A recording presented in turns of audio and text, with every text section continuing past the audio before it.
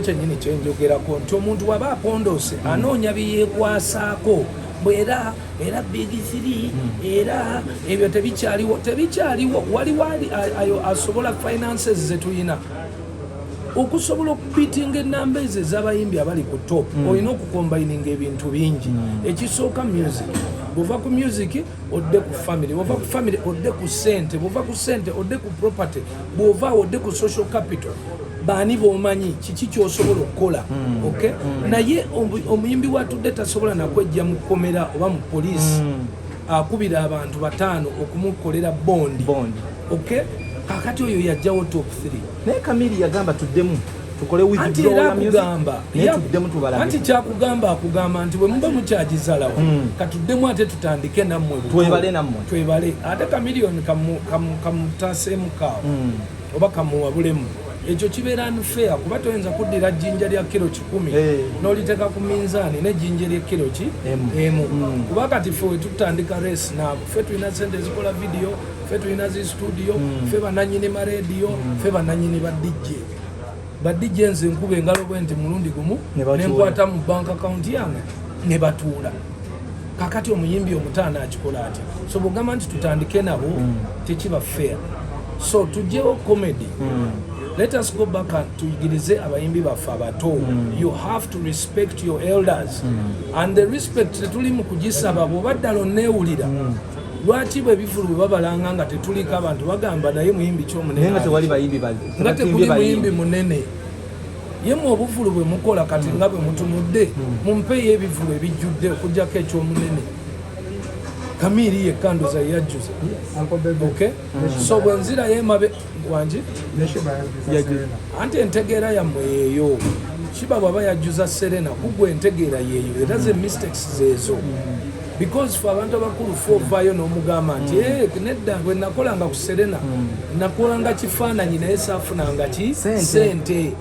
so common sense yo ng'omuntu olina okumanya era ngenda bawoningamu nekino nkibabalire nkoze mu concerts z'ebweru nga boolaba Kyaddondo nkoze concerts eza Serena nenvayo nenkola ne concerts z'Ekololo find out what is the main reason why you're in the music industry. Is it to smile? Is it for a picture that has many people? Or is it for financial reasoning? Nti nze obulamu bwange ngenda bumala nga nkola music nga gawale nzimbe ennyumba nkole family nkole business oba bw'onoonya kifaananyi kiriko bantu so nsobola okugamba nti nkubalira nti abantu 1,000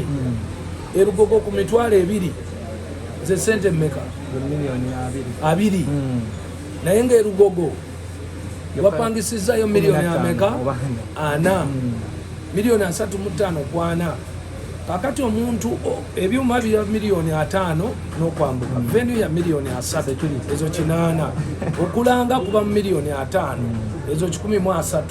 tonna bagenda walala wonna sagala kwogera amannya g'abayimbi naye muwulidde enjawukana buli muyimbi agenda erugogo ayawukana ne promota bawukanira ki sente tezivaayo naye ng'omuyimbi afunye ekifaananyi alimba mu lwakabi tickets ez'obwerere muzirayo bwe bazigaba basobole okufuna ekifaananyi ekyaki we promota atuuka time n'alabanga ekivulu kye bwe kitakola sente afazali kirabike nga kyakoze eki kyajjudde while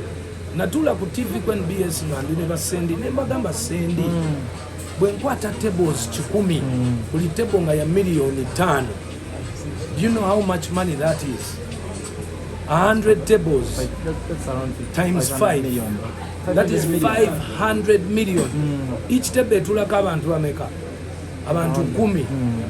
so abantu 10 emirundi 10 that is around 10 abantu bameka you calculate 10 people that's 10 ne bantu 10 rugi you know I'm a student of mathematics yes so abantu 10 rumu nga buli bantu 10 baguze meza ya miliyoni 5 bebe kulabera ne miliyoni 5 10 rumu while gwe andekanira oganira erugogo onoonya abantu mutwalo gumu ogumu bwe gutyo gufuna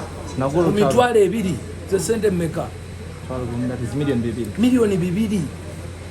kyokka nga waspendize miliyoni 15 oba 18 now unza agenze mu tent sakubye na kalango ku TV oba radio nakubidde abantu bange ku social capital nze kirumira chairman nina kivulu meza bebe kulu mkulu wa muganda wangu liota nti meza mpayo 3 Dr. Sudiri jebale ko 7 kale uwaye abana bange wabawo omusayi nti na ibyo byagwa te kubadde ogamba ki tini naye kivulu kale company zange 5 buli emungi wadde emeza mkulu wa salamu alaykum alaikum salam abasiramu banatula baweyo 5 wenvira mu bagagga nenzira mu ba minister nenzira mu ba chairman wentukira ku abafani ba government nemeza 10 zakoze eki zaweddeyo so ogo musomo mulamba yakusaba ojjako kusabula nedda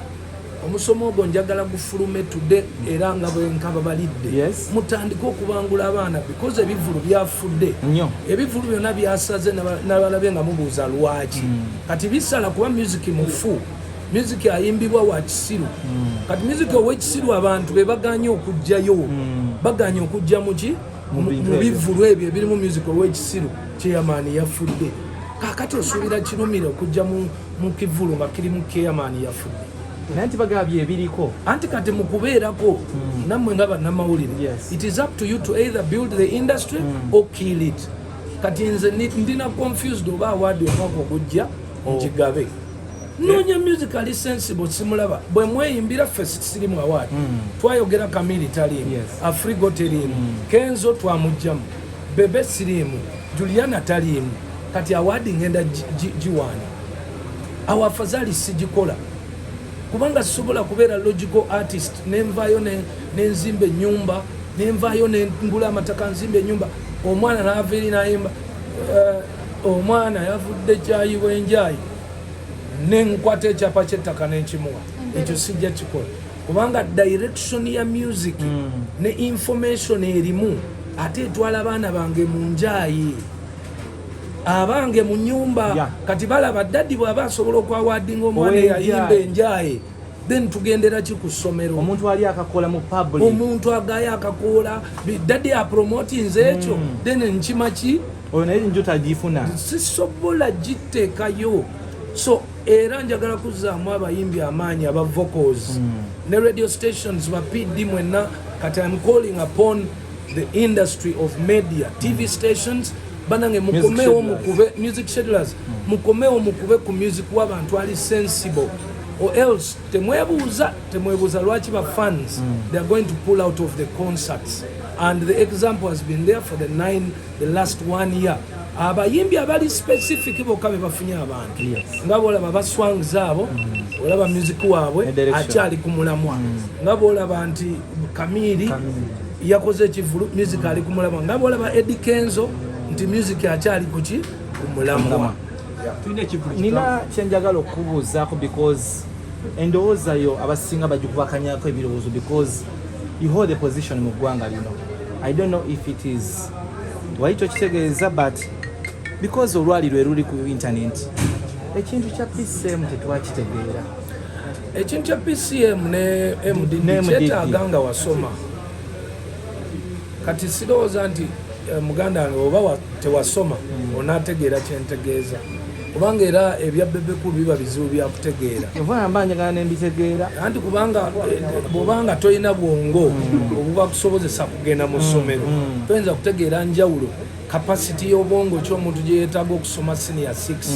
ne kapasiti ya bwongo ky'omuntu gye yeetaaga okukola MDD diploma mu university kati muntegeera eyo abazze bapalapalanya tebasabitegeera naye nze kyensobola okubagamba nti fe abazadde tuba tukimanyi nze omwana bwajja nanga ngenda kukola MDD Makerere mugamba ezo sente genda ozikolemu akatale kaki ebyennyanja okusinga naye omwana wa PCM ne bwajja emirundi 5 nga ngamba nti ddamu nzimuwa nakola ki naddamu kyokola nti omukulembeze w'eggwanga mu COVID yabagambanga nti aba sciences tebagenda kuyimirira aba arts mukole eki muyimirire kyokola banga omusawo ku ssaawa eno ye yayongezebwa buli musomesa asomesa sciences PCM PCB ne babongeza ki babongeza ki omusala owa history nakola atya nasigala ku Napoleon so sagala kulumba basomesa saa kulumba system naye abayina ku magezi abasomye mwakitegeera nti era munnanga abantu abayendinga apwa aho kosi oba okola kosi kyokusobola okugenda ku A-level senior 4 ne 5 oba basoma kyokusobola okukola MDD diploma waggulu awo Luganda osoma Luganda Isiramu ne art omayinza ebibuuzo byangu naye nga mu ntegeera yange n'abareactins abasinga 9 ku 10 tebatuuka mu senior 4 kati gokayanira otya ebikuli waggulu abamu tebasoma era nabalabye eti bebekulu tategeera kati ojjukira nakolako interview edda ne mbagamba nti obwongo buno mu bwegendereza obwabavuka bwetaaga okumachuwaringa to learn how to digest things olina agamba comparing atya PCM ya senior 6 ku diploma MDD certified nange nenekanga nengamba bannange taba omutuufu naye ngenda okulaba emabega obwongo bwenga butono nnyo okusobola okutegeera nti nabuuse ne senior 6 koosi gye yakola okusobola okuapulayingira ki MDD lwasita omugamba bigambo kinga zolunaku oyo tugulewo edduuka wakati nze nkugeza sole yange natandika okuyitega t-shirts it was around 2013 akamwako concert najja wano ku Nassa nga sinatandika byakola t-shirt nenkola t-shirts 5 nezimuleetera namusalaga ku password nankulabye nga bali muri households zakamwako concert zonna nazigula yazigula nangamba ddeyo okulenda t-shirts 30 that day onako kanafuna million emu okuva ku Bebekulu million emu gye natandikirako kwegamba yakyusa obulamu bwange ne printinga t-shirts nezira ne printinga then gundi yange breakthrough yange ya t-shirts gundi ya t-shirt yali ku Kivulu kya Bebekulu ne Good Life na printinga t-shirts zali 15 zonna nezitunda nazitunze emitwalo gyali 3 by that time nagenda okuva mu Kivulu ekyo I think nalina million nga nya kitundu nempunga nya kitundu nezisuka makyo zayisuka muno okusukamu kati nezija nga investinga then bunama nembeera oya nembeera nga nkola nepesa million 10 neje nalimbeera mu ghetto nalimbeera na masuba naye nga ntambulira ku boda ate nga boda wensula nyina okutambula ate nga bakuba okutayimba sente zange zasuka nezigula mwaka motoka akasipasi akasonda ngamba kansoke protectingo obulamu tebajja ne bankuba lumwaka tayimbwa ate n'enfiba gye ndaba so nezija bwentyo nezija nekola sente neziweza nali nkolera waka enamasuba nga kundo musite nevaayo neja nekola edduka mu tawuni nintereera nefuna bakasitoma nkola ne brands ez'amaanyi kubuuza brand gyokola nayo nnene mufuna ebizibu bingi nnyo but why do you trust Bebekulu so much? You trust nga kwa musajja wa maanyi nnyo and your picture is identified with Bebekulu no oba otuse ku Kivulu balabawo kiremba bagamba ekyo kikulage waliwo ekibuuzo ky'obuuzizza kati bannamawulire ne ba media personalities bonna abatera okubuuza ani ayagalwa ani atayagalwa ndowooza eyo answer kati ogitegedde. If you find Cleberson has become a very rich man in the brand called Bebekulu, then don't joke with how much love Bebekulu has. Nemu campaign emotoka za Bebekulu za Cleberson zalinga branded tewali yakwatako. Okay? So enkofiira esinga okuba ennyingi mu Uganda today ya silent majority ate nga egulwa emitwalo emeka 5 ekyo ki love. So ekibuuzo ky'omubuuza yali sure nti brand gya supporting eri worth okwesigamako. Bigambo bisemba eri Bebekulu n'abantu abalala bisembayo nebaza nnyo Bebekulu okubanga mbeereddewo okubanga mbyolodize ate nanneesiga abantu bakyasiza okuneesiga ndowooza yewe number 1 kuba yankwasa ebintu bye ebiri very crucial nga I could not believe ndudde nga mbimanaginga from 2013 nanneesiga ate nga naye sinabeera w'amaanyi so ekyo kintu I can't take it for granted singa anneesize kati nga bwembi naye before yampa obwesiga okubulaninga ebintu byate bingi ate toli wankokola ekyo kyokka kikwebaza nawe nesiga tolina nkokola toyanzanya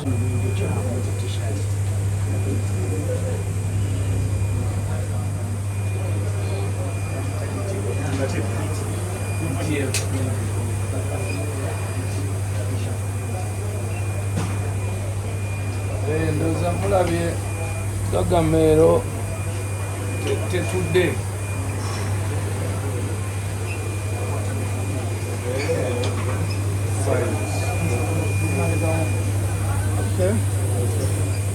ndoza mulabye bannaye. This is t-shirt printing, bagita DTF printing.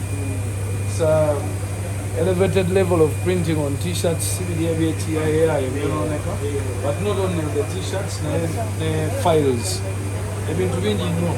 but this is good. It's really good. So ndoza mulabye Clever. Printinga wano ebifaananyi bya bebekulu ne zuwena, then tugenda kumala tuteekeko powder, then after tubyoche tubiteeke ku t-shirt ebeyonga so ekyuma kyekiteekako powder. Powder kino this is the powder machine. Film eyitawo nejja mu kyuma kya powder. Powder abeerako amasanda agakwata, then wano ne tumwokya, then tufulumya wale ne teeka ku t-shirt. So process eno oba printinga ku t-shirt emu etwala bbanga t-shirt emu eyinza okutwala ekinene n'engenda kikanga 10 ekyo kika 10 tuba tumaze. That is nga bifaananyi ate ebibeera ebigambo byanguwa naye nga ekubeera ddala fulukala ate netulewoteeka ku t-shirt ne bwoyoza ekirina kyekiba nga t-shirt eno gyenyambadde nga mwogiraba eri very neat ate mulaba ati wakali complicated alimu ebintu bingi naye twamu printinze n'avaayo bulungi.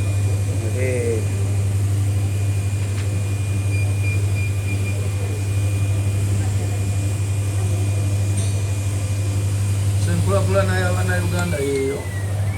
enkulaakulana ya kyemwayirowoozezza nga abaali balowooza nti zino groups bwe twazikola twali tukola bye bayita edda babiyitanga batya oba gurupu oba bibinja. Bino si bibinja, eno Cleversonware Gagamel company. So kati lino dduuka lyaffe lyakubiri eri printinga t-shirts. Kati tetukya printinga ziri printing enkadde, kati tuli ku printing empya. So okiraba nti obeera nga oli muyimbi, there are so many other businesses you can do. Ate sigamba nti business ozikola nga zizo naye ne bafunds abagoberezi bo, you can empower them. Kati nze mweno company ey'enkofiira t-shirts biki, I'm empowering over 20 people, but of course Cleberson yasooka. People are making lives, so tekikoma ku muyimbi wano okka waliwo abakozi 8. Okay, so nina abantu bangi nnyo abasobola okunfuna okubanga banfunirako ssente, brand ya bebekulu kubanga bagifunirako ssente. Okitegedde, so abayimbi bwe mutwe mwina okukola si nti nno bw'oba ofunye erinnya ate era gwe oba olina okwekubira t-shirt zo, olina okweteerako omupiira gw'emmotoka. So that is a way to make you understand that those companies, groups ezo zemukola can be companies, and then the people who are in those groups can identify what they can do, and then you support them in what they can do.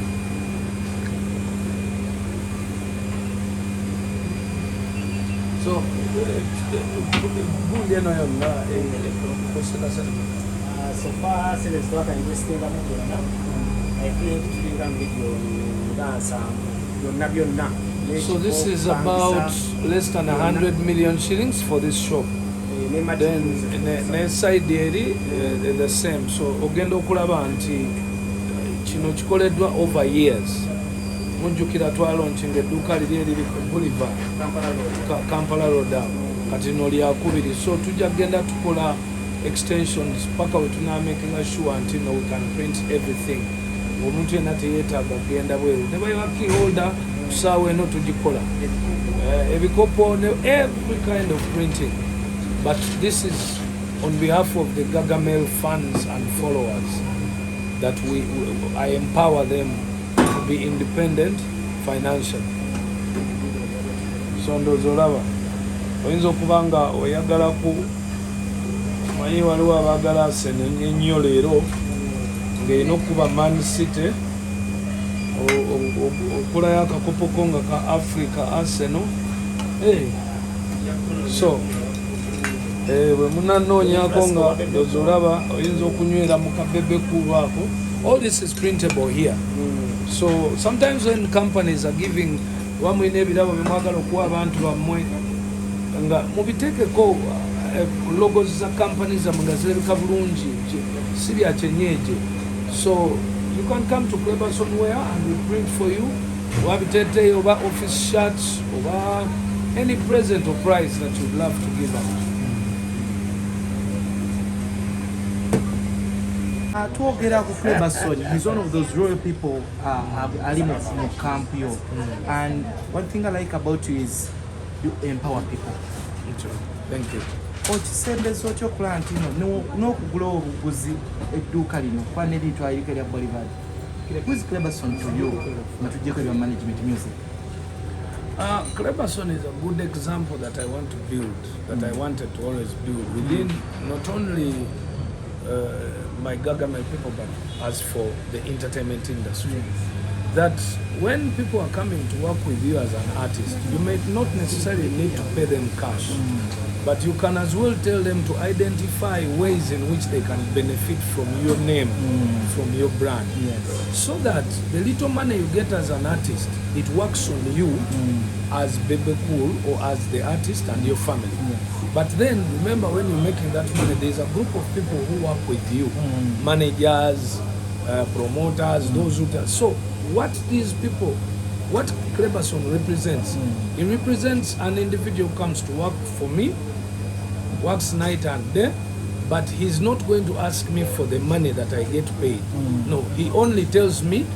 he identifies where he can get paid. And he comes to me and tells me, I want to make hats in your brand. I want to make t-shirts in your brand. Can you endorse that? Yes. Can you support me financially when I'm stuck? Yes. In a company form, in a business form. So meaning if another person comes and identifies shoes, or another person goes and identifies necklaces in my brand, and they say, and that's what they are going to use my brand to sell, then that means I will have been empowering different people. Kino kirekawo abafaani ababa wagiranidde ennyo abali stonchi bo nga tulowooza either bawuzi ba bunyama oba nga bakubi ba nduulu, because omuyimbi atambulirako abantu bangi, but to be as productive as he is, it takes brains. Bafanzi abawujja obunyama nze kunze mugagamelo era kyobola abantu ffe tuli banjawulo ne ku social media tulaba bafanzi baffe entegera yange ey'abagoberezi bange zezo meetings zetwabeerangamu nga tubeera tubabangula, ze circles zetwakolanga tudiscuss nga tulina bangi ababeera mu farming, tulina circles ezikolanga banka, tulina abaana bangi mu diaspora abaweereza ssente zaabwe. Kakati waliwo kampuni tetugenda okugulawo endala, Cobra oyo gwolaba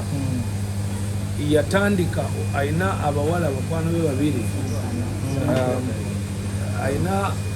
ayina bakwano be babiri bagenda okukola ebweru ne babanga sente zaabwe ze bakola batya okuziweereza famire oba emikwano. Omu n'amukubira n'amugamba mbadde nsaba mbeere nga nkuweereza sente zange ng'ozinterekera, bwe nnaakomawo ngula ettaka nzimba ate nzireyo. Kakati nange namukwano gwange omulala yalinga azinteresa n'akomawo n'agula ettaka. Kati Cobra najja n'ambuuza, boss, nze nsobola okukola nga bwe wakola ku gundi? Ne mugamba ye bw'oba oli mwesigwa nga tokwate ku ssente ze. Kakati eyo bwe yakikola omuwala najja n'aba nga amuwa ssente n'anterekera ssente, omuwala yakomawo n'agula ettaka. Kati addayo agenda kuzimbe. Kati bwe nkiraba nganze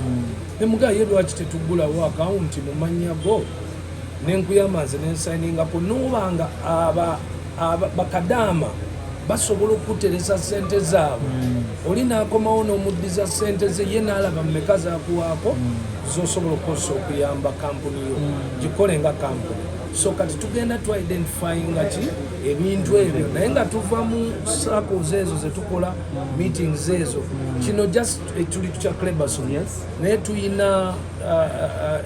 abaana bangi nnyo ababadde empowered within our government systems. Nze omu ku batambulako n'abaana abo era emboozi gye baali bakunyumyako yali nnungi nnyo. Omuyimbi omuto asobola ozimba ekintu nga kino because natambulira nakunaku lwa birthday surprise amamizo and the feedback was very positive despite byonna criticism ejja mu public towards you. One of the things njagala okuwabula era yesterday nabadde nkya discussingako n'abantu abamu abali concern. Abayimbi abato bayinza okulema okukola ebintu bino olwansonga emitwe minene batandikidde mu giya yakuyisaamu abayimbi abakulu amaaso n'otunuulira omuntu nga ddala yakajja mu industry naye ng'envuma gyavuma abayimbi basanzeewo ye alaba wakabi tamanyi na kumanya experience y'okufuna kahiti kamu 2-3 tugirabyeko abantu bazze bagenze ne batusangawo ne batulekawo.